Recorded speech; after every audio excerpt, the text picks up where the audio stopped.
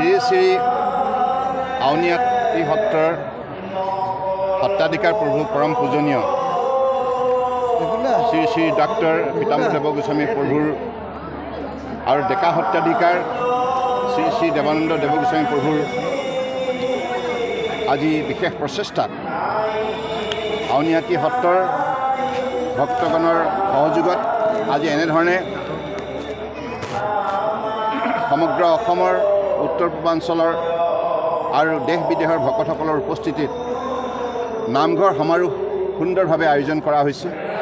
মই ভাবোঁ যে এইটো এটা উচিত পদক্ষেপ, কাৰণ আমাৰ সমাজখনক সাংস্কৃতিকভাৱে আৰু আধ্যাত্মিকভাৱে সবল কৰি তুলিব লাগিব। আৰু সমাজখন সাংস্কৃতিকভাৱে আধ্যাত্মিকভাৱে সবল হ'লেহে আমাৰ সমাজখনত শান্তি সম্প্ৰীতি ভাতৃত্ববোধ জীয়াই থাকিব, মানৱীয় যিবিলাক অনুভূতি জীয়াই থাকিব। তেতিয়া সমাজত সদায় শান্তি বিৰাজমান হ'ব আৰু মানুহে সেইটোৱে বিচাৰে জীৱনৰ বাটত। গতিকে উঠি অহা প্ৰজন্মই আজিৰ যুগত, যিহেতুকে এই যুগটো হৈছে একবিংশ শতিকা, বিজ্ঞানৰ প্ৰযুক্তিৰ প্ৰভাৱ বিশেষভাৱে অধিক বৃদ্ধি পাইছে সমাজত। গতিকে এই মুহূৰ্তটো মানৱীয় অনুভূতি যদি আমি জীয়াই ৰাখিবলৈ সক্ষম হওঁ, আধ্যাত্মিক চেতনা শক্তি যদি সবল কৰি তুলিব পাৰোঁ, তেতিয়া প্ৰতিগৰাকী ব্যক্তিয়ে অত্যন্ত আন্তৰিকতাৰে সমাজখনত শান্তি সম্প্ৰীতি ভাতৃত্ববোধ গঢ় দিয়াৰ ক্ষেত্ৰত উদ্যোগ ল'ব পাৰিব। গতিকে সেইখিনি প্ৰতিগৰাকী ব্যক্তি বিচাৰে জীৱনৰ বাটত। আৰু মই ভাবোঁ যে আমাৰ গুৰুজনাই প্ৰতিষ্ঠা কৰা এই পৰম্পৰাৰ যিটো মূল্যবোধ আজি আউনীআটী সত্ৰাধিকাৰ প্ৰভুৱে ইয়াক আগুৱাই নিছে।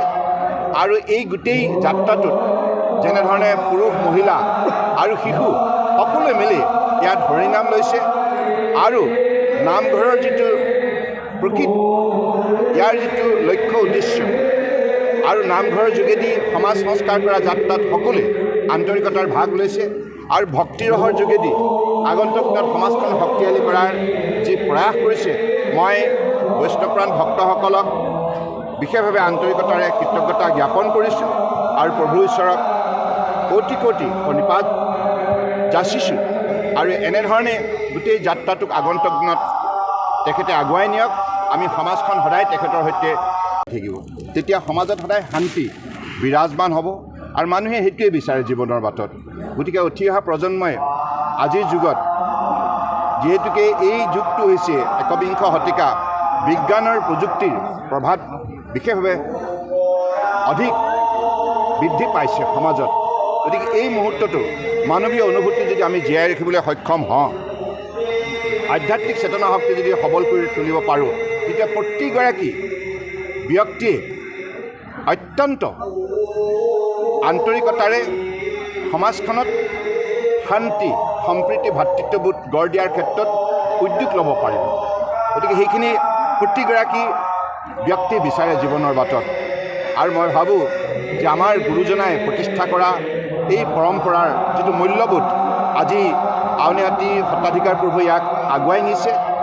আৰু এই গোটেই যাত্ৰাটোত যেনেধৰণে পুৰুষ মহিলা আৰু শিশু সকলোৱে মিলি ইয়াত হৰিনাম লৈছে আৰু নামঘৰৰ যিটো প্ৰকৃত, ইয়াৰ যিটো লক্ষ্য উদ্দেশ্য আৰু নামঘৰৰ যোগেদি সমাজ সংস্কাৰ কৰা যাত্ৰাত সকলোৱে আন্তৰিকতাৰ ভাগ লৈছে আৰু ভক্তিৰসৰ যোগেদি আগন্তুক দিনত সমাজখন শক্তিশালী কৰাৰ যি প্ৰয়াস কৰিছে, মই বৈষ্ণৱপ্ৰাণ ভক্তসকলক বিশেষভাৱে আন্তৰিকতাৰে কৃতজ্ঞতা জ্ঞাপন কৰিছোঁ আৰু প্ৰভু ঈশ্বৰক কোটি কোটি প্ৰণিপাত যাচিছোঁ।